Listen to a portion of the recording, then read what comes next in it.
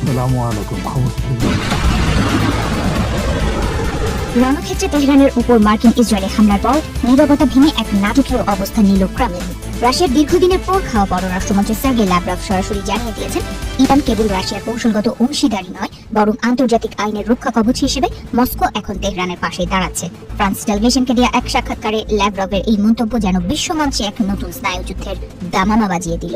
গত ফেব্রুয়ারির শেষ ভাগে মার্কিন ও ইসরায়েলি বাহিনীর নজিরবিহীন যুদ্ধ অভিযানে ইরানের সর্বোচ্চ নেতা আয়াতুল্লাহ আলী খামেনি এবং শীর্ষস্থানীয় কর্মকর্তাদের মৃত্যুর ঘটনায় সারা বিশ্ব স্তম্ভ হয়ে পড়েছিল। এই হত্যাকাণ্ডের পর যেখানে সবাই রাশিয়ার প্রতিক্রিয়া দেখার অপেক্ষায় ছিল, সেখানে ল্যাভরভ অত্যন্ত ধীরস্থিরভাবে ওয়াশিংটনের আগ্রাসনকে আন্তর্জাতিক আইনের লঙ্ঘন বলে ডেকে দিয়েছেন। তিনি স্পষ্ট করেছেন, এই সমর্থন কেবল ইরানের প্রতি ভালোবাসা থেকে নয়, বরং বিশ্ব ব্যবস্থাকে মার্কিন একাধিপত্য থেকে রক্ষা করার লড়াই। প্রেসিডেন্ট ডোনাল্ড ট্রাম্পের নীতিকে তীব্র আক্রমণ করে ল্যাভরভ বলেন, ট্রাম্প যখন দাবি করেন তিনি আন্তর্জাতিক আইনের তোয়াক্কা করেন না এবং কেবল নিজের নীতিতে চলেন, তখনই বিশ্ব বড় ধরনের সংকটে পড়ে। গত 2 দশকের ইরাক, সিরিয়া এবং লিবিয়া সংকটের কথা স্মরণ করিয়ে দিয়ে তিনি বলেন, প্রতিটি মার্কিন সামরিক হস্তক্ষেপ পরিস্থিতিকে আরো বিষিয়ে তুলেছে। ইরানের ক্ষেত্রেও সেই একই ইতিহাসের পুনরাবৃত্তি ঘটছে বলে তিনি হুঁশিয়ারি দেন। ল্যাভরভের বক্তব্যে সবচেয়ে চাঞ্চল্যকর অভিযোগটি ছিল ওয়াশিংটনের কূটনৈতিক প্রতারণা নিয়ে।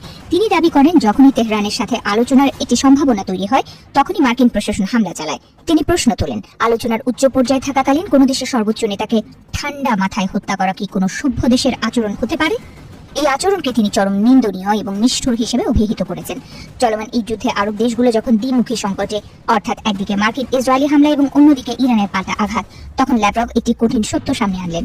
তিনি বলেন, উপসাগরীয় দেশগুলোর উপর ইরানের হামলার পেছনে মূল কারণটি লুকিয়ে আছে মার্কিন ইসরায়েলি আগ্রাসনের মধ্যে। মূল সমস্যার সমাধান না করে ফল নিয়ে আহাজারি করাটা এক পাক্ষিক যুক্তি বলে তিনি মনে করেন। যুদ্ধের ময়দানে রাশিয়ার ভূমিকা নিয়ে জল্পনা কল্পনার শেষ নেই। গণমাধ্যমে গুঞ্জন ছড়িয়েছে যে ইরানকে অত্যন্ত গোপনীয় গোয়েন্দা তথ্য দিয়ে সাহায্য করছে মস্কো। তবে এই বিষয়ে ল্যাভরভের উত্তর ছিল চতুর ও নাটকীয়।